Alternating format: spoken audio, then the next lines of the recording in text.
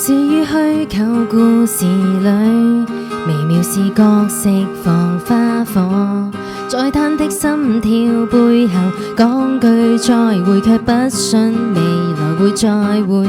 若世界總有盡頭，從漫天花瓣不見你身後，又跌進這花海窺探，浮空的色彩過分大膽。當花火可不消散，誰會拖緊着我？